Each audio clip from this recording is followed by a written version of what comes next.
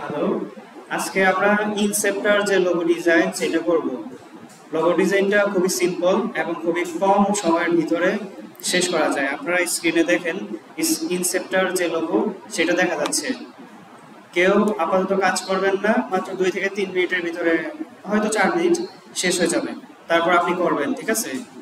প্রথমে আমরা একটা ইনসেপ্টার লোগো ডিজাইনটা তৈরি করার জন্য প্রথমে একটা ইলিপস টুল নেব। যেভাবে শিফট এবং অল্টার প্রেস করে এরকম ইলিপস ড্রয়িং করব প্রথম রেশিও অনুযায়ী, ঠিক আছে? তারপরে এটাকে এভাবে ড্র্যাগ করে চ্যাপটা করে দেবো, এই যেরকম। এখন আইড্রপার দিয়ে কালারটা নিয়ে আসি। আপনারা কালার কোন জায়গায় পাবেন? এই যে এখান থেকে যে কালারটা দেওয়া আছে 2E3389 এই কালার কোডটা দিয়ে দিবেন। তারপর এটা তো এভাবে রাখলেন, ঠিক আছে? এখন এইটা এরকম থাকা অবস্থায় যা শিফট ধরে এভাবে ঘুরে দিবেন। প্রথমে একটু ঘোরানোর যে রোটেট করার যে অপশনটা সেটা অ্যাক্টিভ করবেন, তারপর শিফট ধরবেন, ঠিক আছে? শিফট ধরলে একদম এই যে এরকম হয়ে যাবে, ঠিক আছে? এরকম হওয়ার পর আমরা এটা ছেড়ে দিব। এখন এই শেপটাকে Ctrl+C এবং Ctrl+F প্রেস করে কপি করব। এখন শিফট এবং অল্টার ধরে এটা ভিতর দিকে চাপাই দেব, শিফট এবং অল্টার ধরে ভিতর দিকে চাপাই দেব, ঠিক আছে? এখন এই যে ডিরেক্ট সিলেকশন টুলটা ধরে এই যে প্রান্তের যে অংশ, এই যে শেষের যে অংশটা মাঝখানে আছে আমাদের, সেই অংশটা জাস্ট আপার মানে বাইরের দিকে সিম্পল ভাবে একটু চাপাই দেব, বেশি না, জাস্ট একটু, ঠিক আছে? এখন এই দুটাকে সিলেকশন করে আমরা এই যে এখান থেকে শেপ বিল্ডার টুল এটার মাধ্যমে অল্টার প্রেস করে জাস্ট একটা ক্লিক করব, ঠিক আছে? আমরা সিম্পল ভাবে এটার পিছনে একটা ব্যাকগ্রাউন্ড দিয়ে নিই হোয়াইট কালার, তাহলে হচ্ছে এটা দেখতে খুবই সুন্দর লাগবে। আচ্ছা, এখন বলেন তো, আমি এখানে হোয়াইট কালার একটা শেপ ড্রয়িং করছি।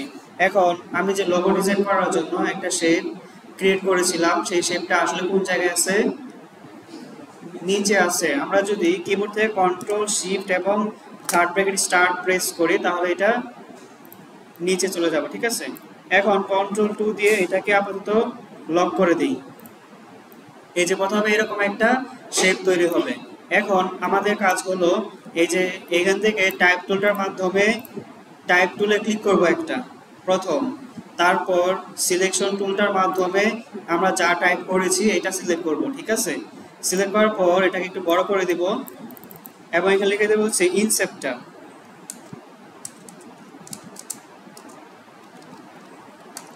ছোট হাতের অক্ষর ব্যবহার করতে হবে অবশ্য। ইনসেপ্টার এইটা হাতে আমরা ম্যানুয়ালি লিখে দেব, ঠিক আছে? এখন শিফট এবং অল্টার ধরে এইটাকে বড় করব এবং আমরা চাইলে এই যে আমাদের শেপটা আছে এইটাকেও হালকা বড় করে দিতে পারি, এই যে এরকম। আচ্ছা, এরকম হয়েছে। এখন এই যে এটা আমরা একটু ছোট করি শেপটা। আমার কথা হচ্ছে এই যে পি এর এই অংশে আমি কাটবো। দেখেন আমাদের পূর্বের যে লোগো ছিল এই যে পি এর এই অংশ কাটা না, এবং হচ্ছে এই অংশে কাটা। এটা কিভাবে বানানো যায় এখন আমরা সেটাই বানাবো। প্রথমত এই অবস্থায় রেখে দিব, ঠিক আছে? এই যে এই অবস্থায় রাখার পর আমরা যে কাজটা করব, প্রথমে যে আমাদের ব্যাকগ্রাউন্ডে যে শেপ আছে সেই শেপটাকে আমরা হচ্ছে কাট আউট করবো। কিভাবে কাট আউট করবো? প্রথমে হচ্ছে যে এই যে রেক্টেঙ্গেল নিব একটা, এই যে রেক্টেঙ্গেল নিয়ে এ পর্যন্ত, হ্যাঁ, এটা একটু আমি এদিকে বাড়াই দিচ্ছি কারণ হচ্ছে যে আমি এখান থেকে এ পর্যন্ত কেটে ফেলবো তার জন্য।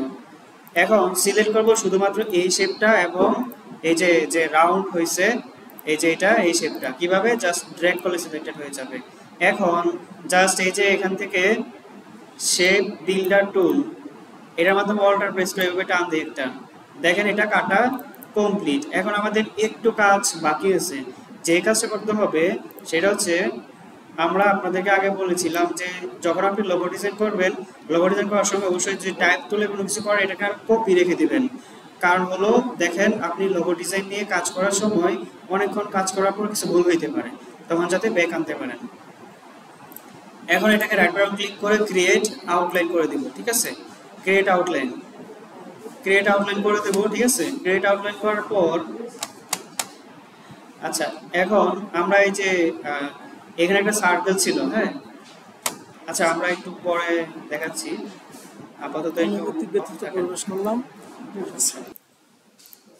এখন এইটাকে হচ্ছে আনগ্রুপ আনগ্রুপ করেন। আমরা ক্রিয়েট আউটলাইন পর্যন্ত করেছিলাম, আনগ্রুপ করেন। আনগ্রুপ করার পরে এখন এখান থেকে পেন টুল নেবেন, পেন টুল। এই পেন টুল নিয়ে এই যে এখান থেকে ড্র্যাগ করবেন, এখানে একটু বেশি নেবেন, এই যে এই সাইড থেকে একটু বেশি, তারপর বাম দিকে টান দেবেন, তাহলে এই সাইডটা বাঁকা হয়ে যাবে। এখন এটা একটু উপরে করবেন, ঠিক আছে, এই যে এরকম বাঁকানো। এখন এই যে এই জায়গায় এসে একটু উপরে করবেন, এই যে এরকম অল্টার প্রেস করে কাটা। এখন এই যে এইভাবে হচ্ছে বাঁকায় দিবেন, এই অংশটা বাঁকায় দিবেন, ঠিক আছে।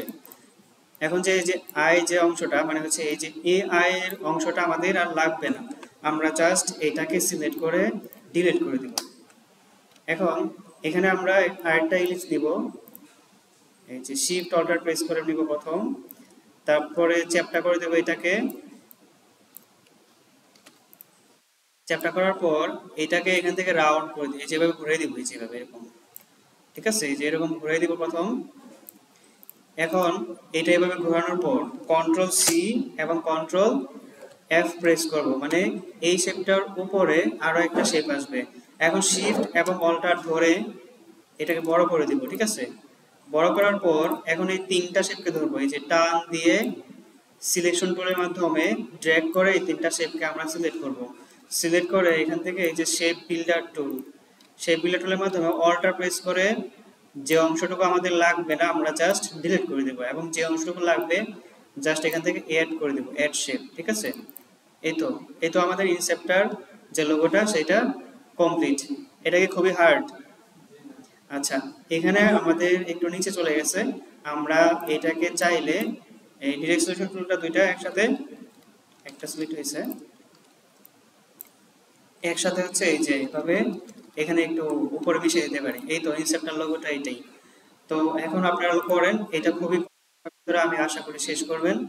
তো এখন কাজটা করেন।